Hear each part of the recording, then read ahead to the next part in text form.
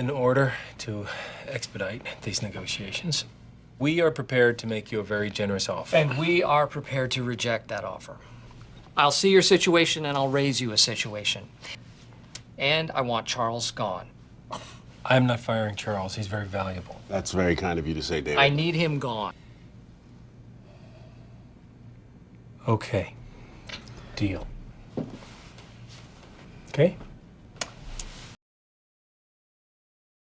Are you ready for some football? What's up, guys? Another Sunday without NFL action means we're another Sunday closer to the season starting. Training camp news has started to flood in, and we're only 2 weeks away from Hard Knocks, the one that's forced upon the New York Jets. Rodgers might have some interesting things to say on camera. Maybe he does in ayahuasca demonstration. That'd be pretty cool to see. Other news, the Commanders have officially transferred to new ownership. Hopefully this begins a less scandalous era for the Washington Commanders. Continuing on the positional prediction series. Today we have running backs. I'll start revealing my predictions from bottom to top. We're ranking the top 24 running backs, so RB2s and up. Before I get to number 24, I wanted to point out some notable snubs. Got Cam Akers. I'm just not a believer. I think he will get hurt again this season and be out of a career. Brian Robinson, he looks like a jag. Alvin Kamara and Jamal Williams, there's too many question marks. When will Alvin Kamara play? That's going to eat into Jamal Williams' value. A lot of question marks. I think they both don't crack the top 24. Not for lack of talent, but just situation based. Jahmyr Gibbs, he's the one snub I might actually regret. The Lions do have David Montgomery, who I do think is going to take the Jamal Williams role, and we all know how that went last season. Javonte Williams is my final notable snub, and that's mainly because the Broncos are ass. Javonte's injury was also pretty bad. I don't see him having a good season this season, even if he does play all 17 games. It takes a while to heal from that kind of injury. At number 24, we have Damien Harris. I think he's going to be a sneaky RB2 finish. I know James Cook, they're trying to make him a thing, but Damien Harris is the big-bodied back the Bills have been looking for, and I think he's going to take over that backfield and make a name for himself in Buffalo. At 23, we have Rachaad White. He is the three-down back there. Dave Canales, the offensive coordinator, is claiming as such. Only thing is he is going to be a three-down back for a pretty bad team. Number 22, we have James Conner. He is a starting running back on a bad offense. He's getting pretty old. Keontae Ingram is backing him up. They might want to see what they have in him as the season goes on. What may come as a surprise is Travis Etienne at number 21. He'll show this season that he's not going to live up to the RB1 hype he had coming into the NFL. The Jaguars drafted Tank Bigsby, who should take away some carries. At number 20, we have Antonio Gibson. Eric Bieniemy is going to turn him into a stud. When he was the unquestioned starting running back, RB1 finishes both times. I mean, well, maybe one of those seasons was RB13, but still, he was pretty good. Number 19, we have David Montgomery. I mentioned him earlier. I think he takes on the Jamal Williams role. Jahmyr Gibbs is pretty talented himself. It's just that Gibbs is a rookie. It's going to take time for him to really get up to that level. David Montgomery is not that bad of a back, despite overall perception of him these past couple seasons. I expect him to finish in the top 20. Number 18, we have Kenneth Walker. I know that might seem low to a lot of you, but he was pretty bad inside the 5. I think he had 9 attempts on the goal line, finished with just 1 touchdown, which is one of the lowest marks for inside the 5. You also got to worry about Zach Charbonnet. I think Zach Charbonnet is a talented back. Despite Pete Carroll favoriting veterans, I think Charbonnet is going to make an impact, especially with his pass catching ability. Tony Pollard at 17. Pollard is a talented back, but he's coming off a broken fibula. The Cowboys did bring in some depth at running back, so that might hurt his chances. At 16, we have Najee Harris.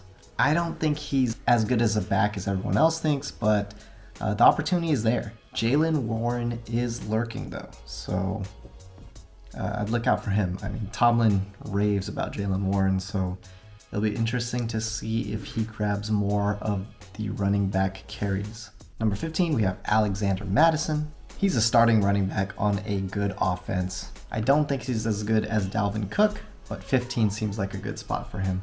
At 14, we have Ramondre Stevenson. I usually don't trust Pat's running backs, but Stevenson might break the mold here.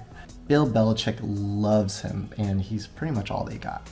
At 13, I have DeAndre Swift, much higher than consensus. I think the Eagles keep him healthy. They have a good rotation of backs, and Swift is a big play waiting to happen. Penny will for sure get hurt. I think Swift has a huge bounce back year and establishes himself as one of the top backs in the league. Number 12, entering the RB1 territory, we start off with Miles Sanders. The backfield is completely his, and he has a rookie QB, which means a lot of checkdowns. A lot of talk about him getting a lot more receiving opportunities than he did the past couple seasons in Philadelphia. I think Miles Sanders can crack the top 12 this season for sure. At 11, we have Aaron Jones.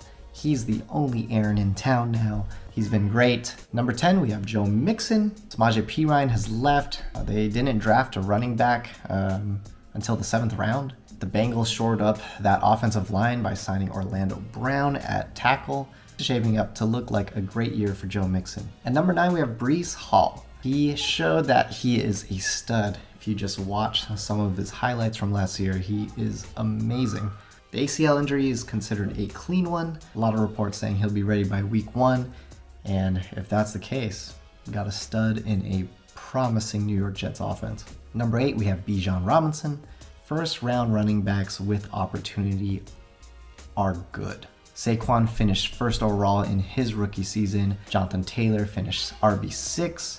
Zeke finished RB2. Caffrey finished RB10. So I'm guaranteeing an RB1 finish for Bijan Robinson. At number 7, we have Jonathan Taylor. His offensive line should be better this year, and he had a lot of time to get healthy. I see Jonathan Taylor coming back to elite status. At number 6, we have Josh Jacobs, and at number 5, we have Saquon Barkley. Barring holdout, these two should continue to ball out. Both are in pretty similar situations. No incoming threats for opportunity, and both are continuing their second year in the same offense. It'll be interesting to see what they do from a contract standpoint, but unfortunately, without any intervention from the league, this is moot. At number 4, we have Christian McCaffrey. He's super talented.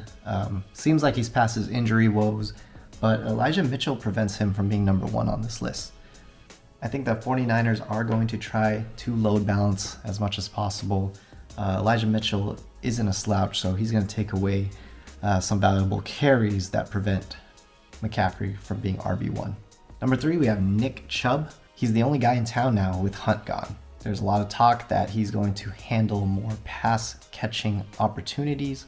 I think Deshaun Watson gets back to top quarterback status, and that's going to help him finish as the RB3. Number 2, we have Austin Eckler. Kellen Moore is going to unleash this offense. So even if the checkdowns aren't there, Austin Eckler should have more explosive plays. At number 1, King Henry reclaims his throne as the top running back. The Titans have improved their receiving weapons, which should help the run game a lot. This offense is still built around Derrick Henry, and he had a great season last season. I'm not concerned about injury. I mean, he got injured 2 seasons ago and just balled out last season. He's going to ball out again.